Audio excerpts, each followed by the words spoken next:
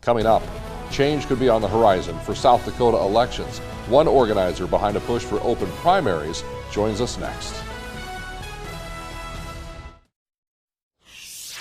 A potential shakeup for the future of South Dakota elections. The group South Dakota Open Primaries is pushing for a constitutional amendment. Under the proposed measure, all candidates would compete in a single primary that would be open to all South Dakota voters. The two candidates who received the most votes would then move on to the general election regardless of party affiliation. And joining us now here on Matters of the State, Joe Kirby, chair of South Dakota Open Primaries. Joe, it's nice to see you. Thank you for making time for us. Thank you, Brian. I want to hear in your own words, why is this a good idea? Why do you think this is necessary or could be necessary? Well, if you look at what's going on in politics today in our state or in the country, you can tell something's not working. And we are stuck with a system that our grandparents invented. It's not in the Constitution. It's not in the Declaration of Independence. We have an election system that is old, doesn't work anymore.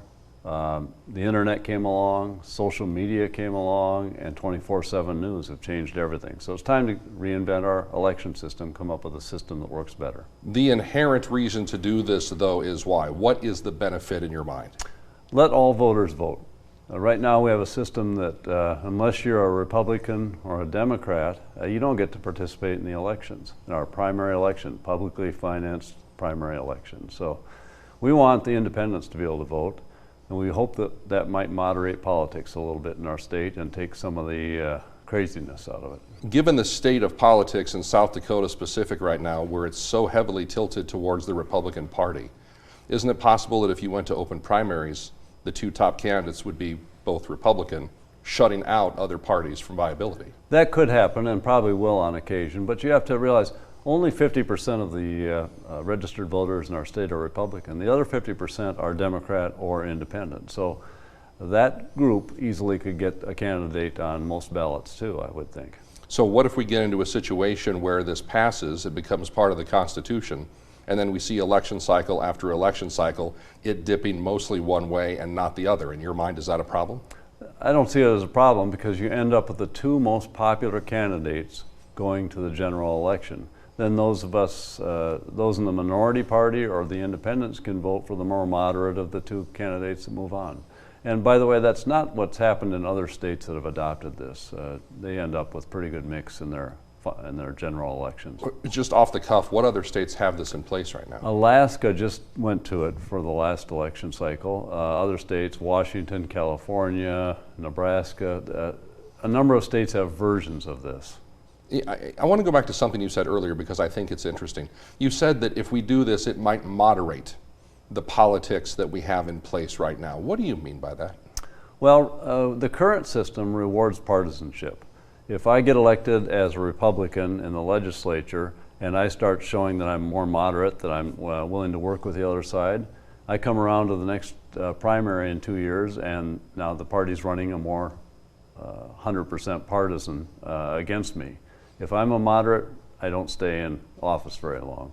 So we want to change the system to stop rewarding partisanship and start rewarding moderation. Do you think, and this is an honest question, do you think right now that's possible, that being moderate can be rewarded? When you look at politics right now, it is so polarizing. The ones that get the votes typically are the far right or the far left. At least that's how they campaign. Well, is it possible? Again, the primary system is set up in a way that only the most partisan candidates get rewarded. The new system is if everybody's voting in the primary election, now candidates have to temper their message and make it appeal to all voters. They can no longer sound just pleasing to the partisans. Yeah. So the goal here is to get this on the 2024 ballot, is that right? Yeah, this is a 2-year project, try and get it on the 2024 ballot so it would change the 2026 election. Do you have backing behind you right now? I know we're in the early stages, it's taking its first steps.